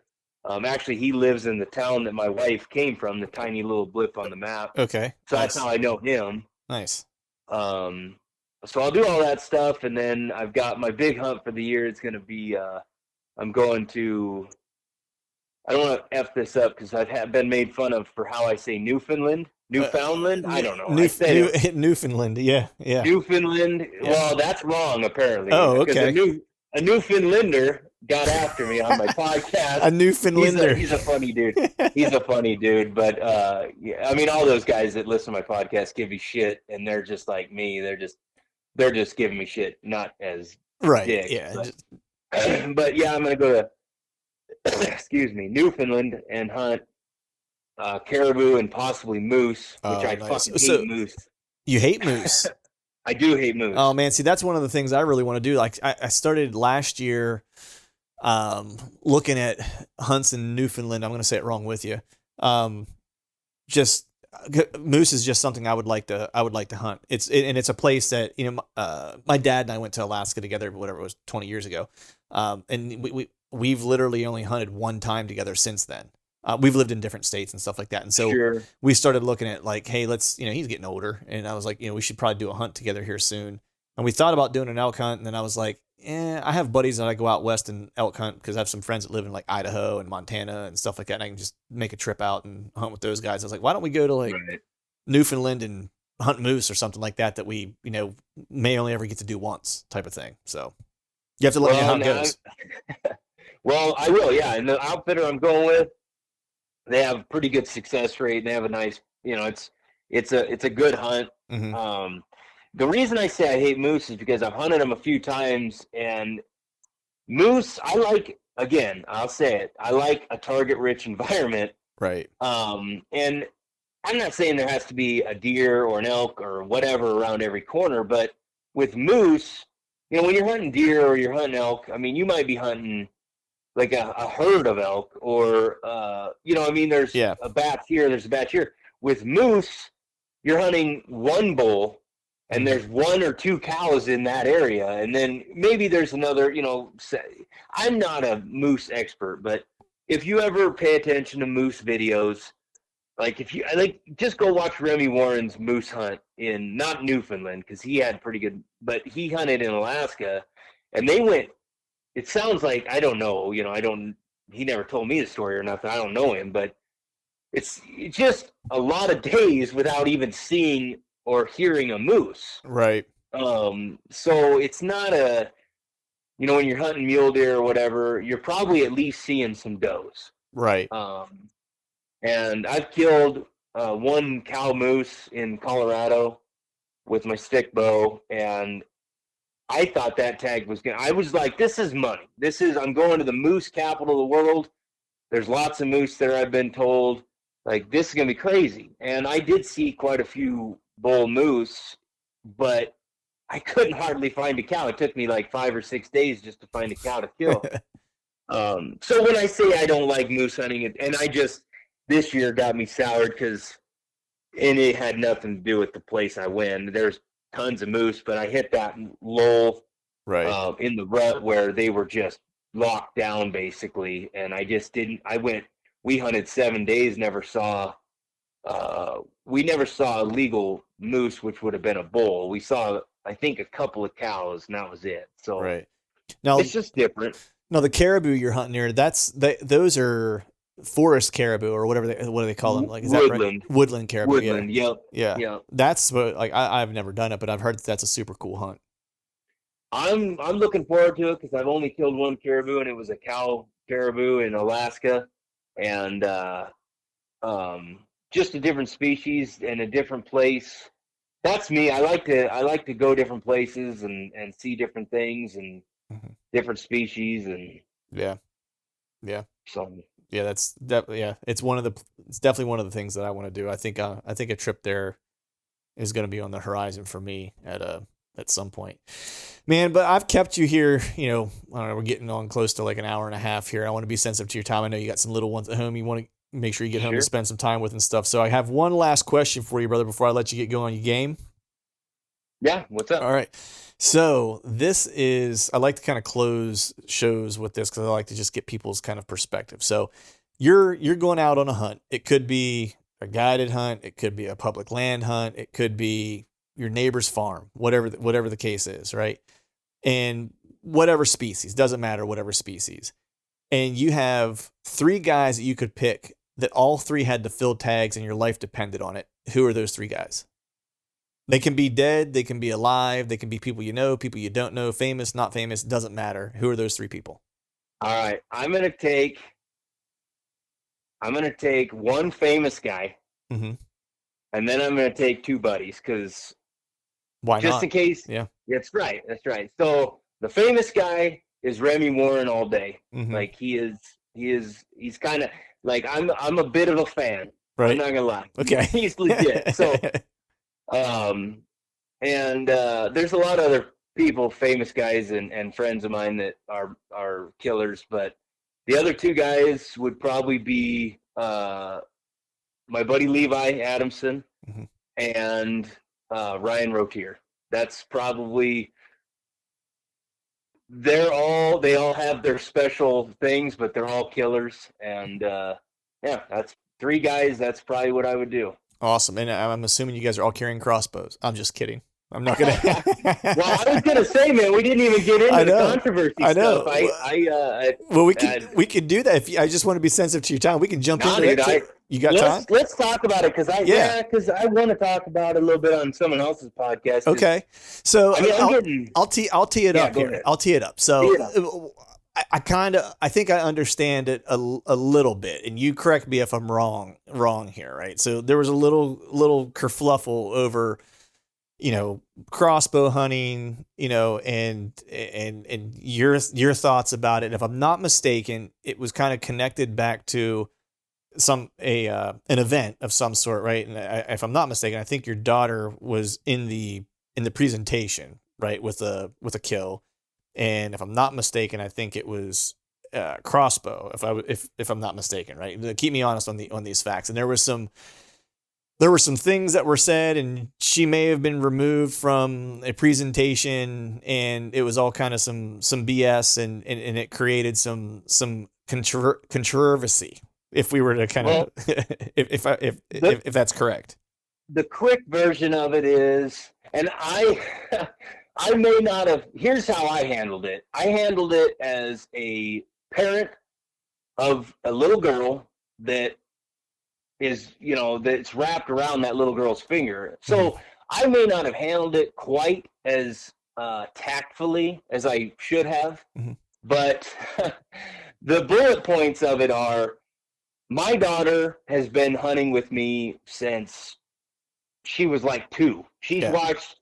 I've got videos of her helping her mom track a deer she shot when I had to hold her in my arms, and she watched her mom shoot a deer with a bow over her shoulder in a blind. She's watched me shoot a couple deer. She's watched me shoot a couple of turkeys. Just she's been in it. She's helped. She'll grab the meat and hold it. She's helped us cook it. She's helped us cut it up and seal it. She enjoys all that stuff. So she's been in that since she was, A baby, essentially. Yeah. Yeah, baby. She's seen dead animals when she was, 6 months old. So I found out that Nebraska has no age limit on turkeys. And I was like, well, she's 4 years old. I bet you if I got her a crossbow and put it on a tripod, we could figure this out. Mm-hmm. So we did that. She ended up killing a turkey, which I'm not going to go into all that because it's a huge long story, but it is so fucking difficult to get a 4-year-old, and I've got a red dot. That's because it's simple. It's Right. just one dot, but she has to put it in the middle of the scope, and then she has to put it on a turkey that's moving constantly. Yep. Turkeys never really stop for a very long period of time. If you're shooting them with a shotgun, you got a little bit of leeway, but when you're shooting with a bow, Yeah. and I say that, if you shoot them with an arrow, it's hard to kill a turkey. Yeah. And even if you do kill it, sometimes they'll fly away. So what she did was super impressive. Mm-hmm. No matter what your feelings of crossbows are, what your feelings of kids hunting, regardless of all that, what she did was impressive. And she was shaking so bad and so excited, and the things that she says to me about eating them and Dad, it's not about bragging for her. It's not about it's all genuine. That's what I love about little kids is they haven't been poisoned by Yes. all of us and social media. Exactly. And so what started it all is I was contacted to send my pictures, my success pictures for the year to Nebraska Boners Association for their slideshow, which is just after the banquet they throw up, the big slideshow and everybody watches all the kills. So I was like, all right. So I sent them mine and my wife's, and then that one picture of my daughter with the cross. Never even crossed my mind. Right. Never crossed my mind. We get to the banquet and and the guy was super cool. He was like, man, I'm sorry, it's our bylaws. We can't, because it's crossbow. I said, well, you should have left all of mine out and just put hers in. Like, that's the only one that I cared about. So I got a little fired up about it. Mm-hmm. And I tell you right now, I've been called like a hippie. Somebody called me a trans activist. Like, everybody thinks that I'm complaining because my daughter didn't get her participation trophy and all this shit. And that's absolutely not what I want. What my point is, ultimately, as hunters, we have become so divided that the bow hunters look down on the rifle hunters, and then the rifle hunters, look down on the public land, or the private land hunters look down on, what I mean? Yeah. There's so many things that I'm better than you. And I'll be honest, the trad bow guys are the worst. They're the worst.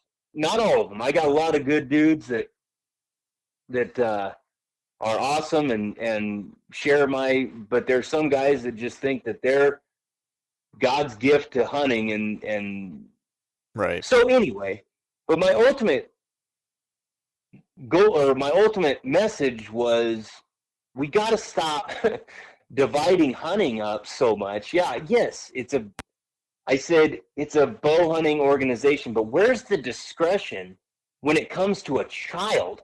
Right. Who in that audience in their right mind? Because there's a lot of right. Who in that audience in their right mind was going to be offended that a little girl had success and that you were giving her an experience of like being recognized for it? Like, that doesn't seem like a big deal necessarily. And the funny thing about it is she had no idea about it. And what I should have taken a different tact, which I'm not that guy. Like, I'm just gonna say my opinion and move on. But my opinion was that, okay, well, you took her out of there, but you left me in there and all these other fat asses with their 50th turkey. And my poor daughter drove 7 hours to that banquet to sit there, and she wasn't expecting her picture to be in there. She wasn't expecting an award. She wasn't expecting anything. But how cool would it have been if I would have said, hey, sweetie, look up there. And then she's up there. Right. And she's like, holy cow. Because, again, the banquet's super boring, especially for a child. And I'm not ragging on them for it. I get it. It's time to, mingle and do all this. But what my thought is you went by the laws and not your own discretion of, hey, this is a kid. Nobody cares that there's a crossbow. Fuck it. If there's a rifle in there, who cares? Like, they should be, and the amount of people that have told me stories about kids, and kids will tell me stories about how their first deer, and they almost sound disappointed because it wasn't a big buck, or it wasn't, it was just a doe. And I'm just like, what are we doing? What are we teaching our kids? Right. Yeah. Where's the excitement? And that's what well, you can even take that like a step further, and even, new hunters that are, let's say older, maybe they're college age or early 20s or whatever, and they're starting out hunting. Like, they get this unrealistic kind of expectation of like what they should be targeting and killing. And like, my advice is always kill whatever deer you can get within bow range of you if you're bow hunting. You know what I mean? Like, or if you're gun hunting, like whatever deer you can get, like that's the only way you're going to get better. Like, if you're just starting out and you're waiting for a buck or a big buck, a mature buck, or whatever it is, like you might be waiting a while, and that's going to that's going to impact the type of experience that you have, and it's not going to leave a great taste in your mouth. And I would rather Well, people go out and have success and enjoy it, and if they want you're not to, going to learn anything. yeah, and learn. And then like if you enjoy it and you want to kill older age class deer or whatever animal it is, and like you want to do that, then great. But don't let that be the end all be all, because it's a fast track to not enjoying it and getting out of it. You know what I mean? Like it's a fast track to lose people. Well, I've gone down the rabbit hole of the easy button and all this, and I had people that I thought were my friends, that I thought were, you know, all the hate that I've taken over the deal, and I lost a bunch of followers over it, which I'm haven't lost any sleep over. Right.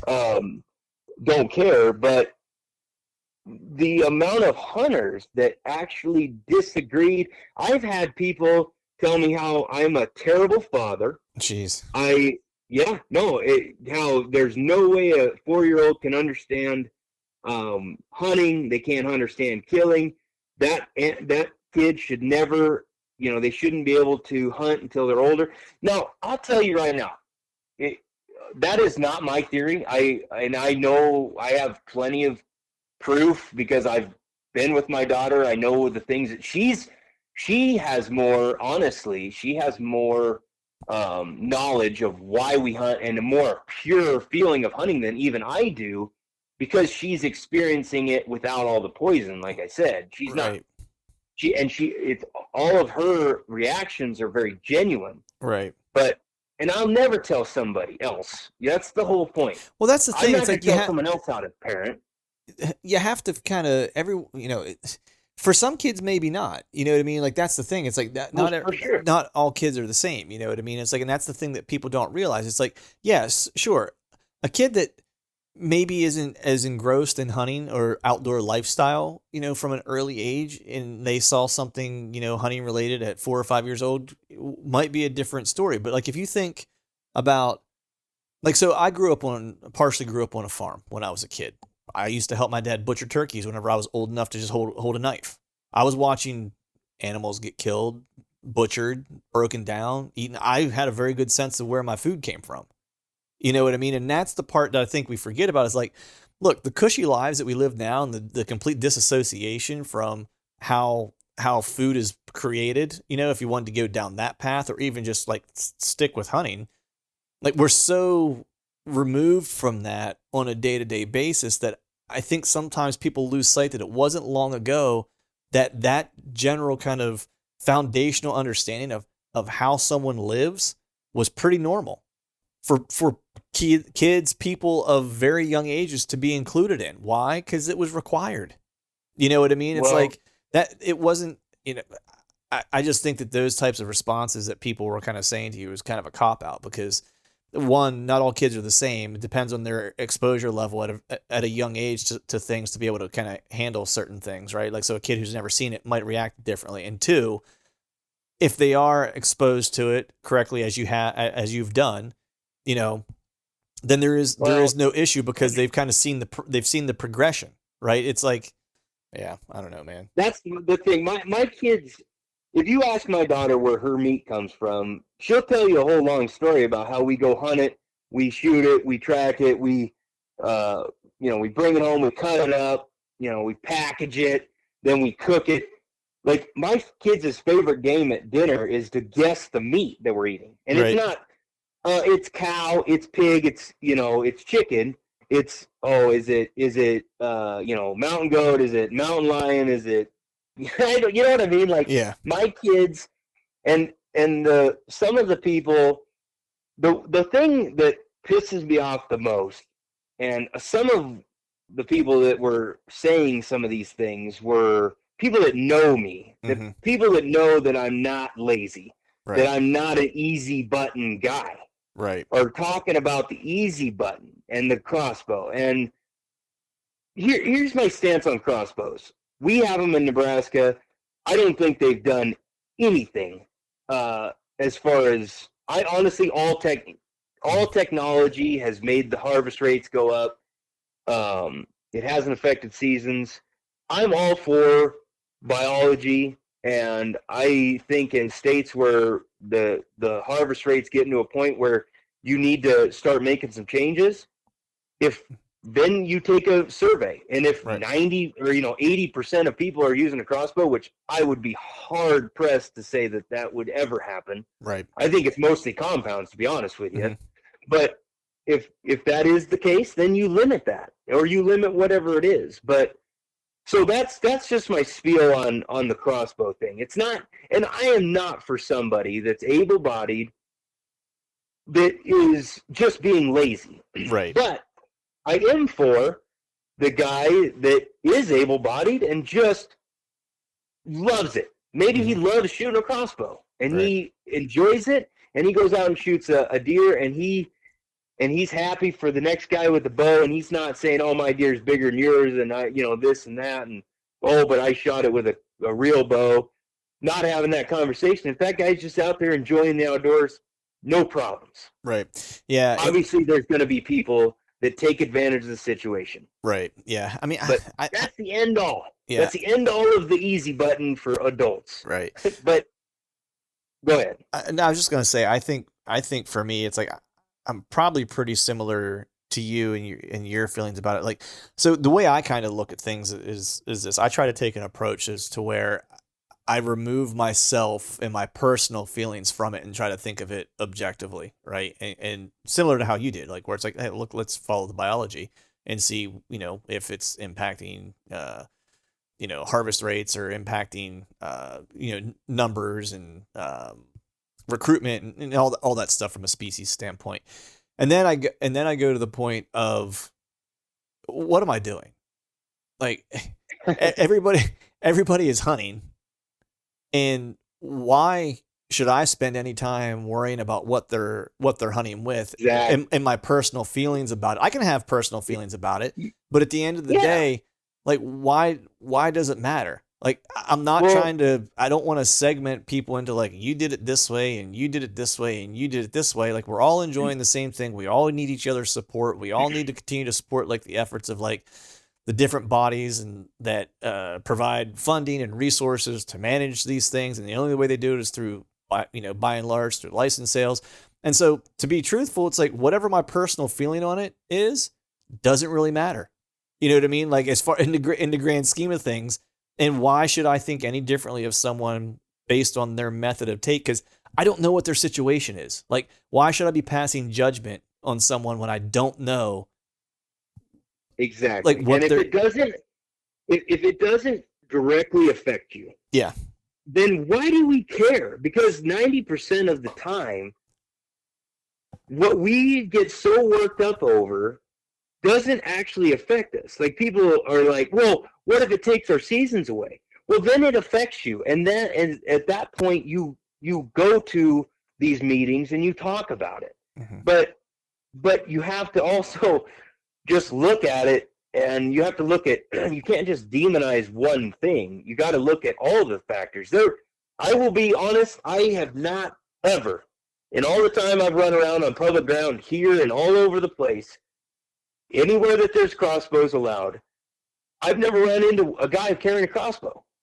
But I've ran into a ton of guys carrying a brand new $200 Cabela's Special compound bow. Mm-hmm. It looks like they have not put in the work. Mm-hmm. And that I get the whole easy button thing, and yes, a compound's harder to shoot. But what are we doing? Mm-hmm. If we are saying oh, the crossbow is the problem. Well, I'm guessing there might be some other problems going on as well. Mm-hmm. I just think if it's not affecting you, just shut the fuck up. Right? Like, yeah. I can't say it any differently. Other than any simpler than that. Yeah. Any simpler than that is just let it go. And this whole deal with my daughter, for me, there's a line, and I think there's a line for every man in this world. And that line is probably different for everybody, but my line and most people's line is my family. Yep. You can say whatever the hell you want about me, my theories, my this, my that. you leave my family the fuck out of it. You leave my daughter out of it. You leave my son out of it, and you leave my wife out of it. Yep. And that is where I've gotten, like I said, I'm getting all this 4-year-old shouldn't be hunting. They can't understand it. Well, you don't know me. You don't know my daughter. Maybe. Yeah. And I'm not going to tell another parent that I think, hey, why didn't you get your kids into it when they were 2? Right. You know? Well, and the other crazy thing is too, from the easy button perspective, like I've seen pictures of your daughter shooting a stick bow. Well, that's the thing. You know man. what I mean? Like, and and she's pretty good with it too. I ain't gonna lie. Well, and that's it. That's the thing. And the only reason she shoots a crossbow instead of a shotgun is because a shotgun would scare the shit out of her. Mm-hmm. It would kick, even on a tripod. Yep. She would get to a point where she wouldn't want to go. Yep. But the crossbow is quiet. It's fairly safe. Honestly, the crossbow is a less effective weapon than a shotgun. Mm-hmm. People say it should be in rifle seasons. That's crazy. It's a one-shot 100. And I get this. Well, I can take a 6-year-old and get him shooting out to 100 yards. Bull, fucking show me. Right. Show me that 6-year-old that's going to shoot up. And that's the other thing. In 90% of hunting situations out west. Mm-hmm. The crossbow is not advantageous at all. Right. There isn't. I could put a crossbow in somebody's hand. You could take the best crossbow shooter in the world, and they have those guys at these big shoots, mm-hmm. and he is not outscoring even the top 10. I don't know what the statistics are, but he's not out shooting the guys with the compound. Right. And the reason for that is because they suck to hold offhand. Like right. they're not an effective weapon offhand. I mean, obviously they got a scope. Yep. And you can be effective with it. I'm not saying they're not advantageous at certain situations. Right. But in a state where they're trying to kill more deer, quit fucking whining about it and just grab the bow you want to go hunt with and go hunt and shut up. Yeah. You know what I mean? I mean, it's comical to me. Yeah. And I just get so worked up because people, easy button one gets after me because I mean, there's nothing easy about what you do. You know what I mean? So, and that's someone just trying to sling some mud. Essentially, is what is what that comes down to. Yeah, the last guy called me weak-minded. And I'm like, well, I'm not strong-minded by any means, because I look at a strong-minded person as like David Goggins or right. Cam Haines or somebody that's just a psycho, or my buddy Dave Hoff who runs 100-milers. Like those people are strong-minded. I'm just normal-minded. Right. Like I'm not. Well, and I also find it funny, that we find in some circles of the hunting space. We're all, I think by and large, all relatively conservative. I think as a group that you could categorize folks as that. And sure. You want, regardless of whatever people's political affiliations are, if you just looked at us as a category, that's what it would be, like pretty right. relatively conservative. And I just find it really, really odd because, that people are always trying to influence or get involved in other people's business, when the whole idea behind like conservatism really is that, look, you do what's best for you, I'll do what's best for me, and so long as what you're doing isn't hurting me or hurt anybody else, then like have at it.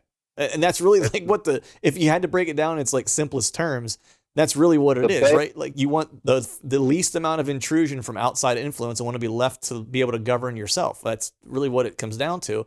And I just find it ironic that a group of people whose values and principles should be primarily rooted in that, how much they want to get in other people's business or other people's pockets or whatever the case is, it blows my mind. Like in PA, for example, we've got, like, we can't hunt Sundays, and this has been on the docket in a bill for like a while, and we've got a couple Sundays we've been able to hunt for like the past 2. This will be the 3rd year. And I think after a 3rd year, they'll make a decision for like the long term whether or not they're going to pass that management over to like the state game commission as opposed to like the state in general, right? Whatever the case is, like the DNR versus the state. And you will have hunters that argue that you shouldn't be allowed the Sunday hunt. And I'm like, okay, I get it. Maybe you want to go to church on Sunday and it like, will maybe split up your family time because maybe some of your family wants to go to church. Maybe some want to go hunt, whatever the case is. Like, but like, do you understand what you're saying? Like, you are typically a person who wants less regulation and less government oversight. But this is the one instance where you're like, nope, still want the government to regulate that for me. Still want them to tell me what to do. You know what I mean? I'm that's the craziest thing in the world. Yeah. There's no other, there's no other activity that they do that with. Like, well, it's weird here in Pennsylvania. Like, I still don't think you can sell cars on Sundays. It's like some weird leftover like blue laws. And like, I'm pretty sure like, so all of our liquor is sold at liquor stores, like hard liquor, right? Sure. It's that are all state run. And they are not open on Sundays. Like, you're not allowed in the state store. I think we have similar laws on the liquor thing. And I just, but no government is saying, well, you can't play baseball on Sunday. Right. You have to go to church. I mean, you can't play softball on Sunday. You can gamble on Sunday here.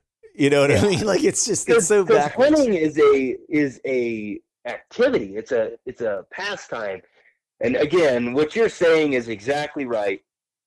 Hunters are we're our own biggest enemy, to a point where it's scary. Like, we're going to eat our own. Mm-hmm. Why can't we just, if it's not like the instance you talked about with the guys that say, well, yeah, but if you legalize hunting on Sundays, maybe my kids are going to go hunting instead of going to church. Well, maybe you have that conversation within the family rather than ruining or stopping another family that has a different set of values than you do. Well, not just that, but it's like, I would argue that maybe there's a kid somewhere who doesn't have a great family life and the outdoors is his or her church. Exactly. And that's me. I don't go to church. Right. And that's what, that's kind of my point, right? It's because like, people need to not look at hunting just as like going and filling tags, right? Because I mean, that's a part of it. And it's not like they're trying to get a bill to say nobody go to church, everybody go hunting. Like, right. It doesn't change anything other than for those folks that aren't going to church, now they get to do something that they love. Right. And again, that's just one of them laws that just needs to be changed. But yeah, it's sickening to me when people hate on me for my parenting, fully legally taking my daughter and enjoying the outdoors, or shooting a brown bear. The hate that I got from hunters, I just don't understand it. I don't understand why you have to predator hunt. Same thing when I kill coyotes or trap or do anything. These are hunters, not the activists, not the people actively trying to shut us down. So that's what's scary to me. Right. Is I think the hunters. I think the other thing too, and then we'll shut her down after this. But when you were mentioning why people have to get all up in your business and whether you're predator hunting or whatever the case is that they're not down with, right? I look at it like a lot of times they hate on it, because it's not directly impacting them. Like a for example would be, let's just take a grizzly, for example. Like, people are so detached from grizzlies. They see them as like things in the zoo or things they see on the Discovery Channel. That's why idiots in Yellowstone get too close and like get mauled or get gored by an elk, because they're like, oh, look, this thing will let me walk up to it. They forget that it's a wild animal. Like, it's not, it's not plastic. You know what I mean? Because they're so detached from it. And like, you can juxtapose that to people for a long time were really kind of detached from like the surroundings that they were living in, and like that it could potentially at any moment be kind of a tinderbox. Right. And so we experienced that, 2 years ago with like riots and all kinds of stuff, where people who were friends of my wife and I's, who were never gun owners and staunch like anti-2A people, right? All of a sudden, whenever we had them over to our house, like for dinner, started asking me about how many guns do I have? Would I take them shooting? What do they need to do to buy one? Because now all of a sudden the potential danger was on their doorstep. Like I was crazy before for just being prepared. Now, whenever the Right. danger landed on their doorstep, now they felt the need to be prepared and understood like, oh, this is why you are a 2A supporter. Right. I'm like, Right. yeah, yeah. No, I mean, yeah, hunting and stuff like that. But like, and then you take it a step further and go like, yeah, Ukraine had to have people handing out weapons to them because they didn't have any. You know what I Right. mean? And you say these things can't happen, but they can. And like the recent history would tell you that they can. And so typically in my kind of experience, like people hate on things because they've not encountered them yet. If the coyote ate their pet dog, different feeling, right? And 100%. the thing is we have to be smart enough. Like we have a brain, we can reason, we can rationalize. You have to be able to not have to have the experience to understand the necessity of things, right? And that's like the biggest, like the most apparent form of stupidity, in my opinion, that becomes so apparent is whenever you can't believe something. Like you can't believe a guy is stronger than you or can knock you out until they punch you in the face and knock you out. Like it shouldn't take that. I should be able to look at a person and go, hey, you know what? It doesn't matter how big they are. If they hit me right, probably be able to knock me out. You know what I mean? It's like you shouldn't have to learn a hard lesson. Common sense is just not widely spread these days. And to each his own, but again, I'm teaching my kids to just be like I'm bringing them up the way that I was brought up and trying to keep the poison out of their and that's how you create a person that can look at things like we do. I mean, we just need more people that look at things with that objective eye but I don't know. There's just so many people. There's just so much. I think there's always been as many crusty old haters out there in this world. We just get to hear about them because through social media and all this. I mean, I think the world hasn't changed that much. Other than we get to hear everybody's opinion. Yeah, I would 100% agree with that, man. If I had to summarize this cast up in a sentence, it would be live and let live and go grab the brass ring. That I think I think that's the Jake Downs like way of life if I were to summarize it. Yeah. See, if I were to summarize it, I would say just if it doesn't affect you, just shut the fuck up and go hunting. There you go.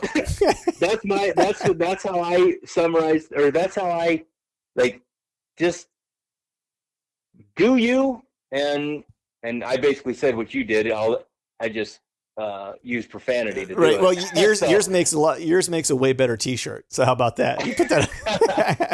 A T-shirt that my in-laws wouldn't like. Right, man. Before I let you get going, though, brother, let people know where they can follow along with whatever you got going on. Social media, YouTube, whatever the case is, so they can pick up where you're at.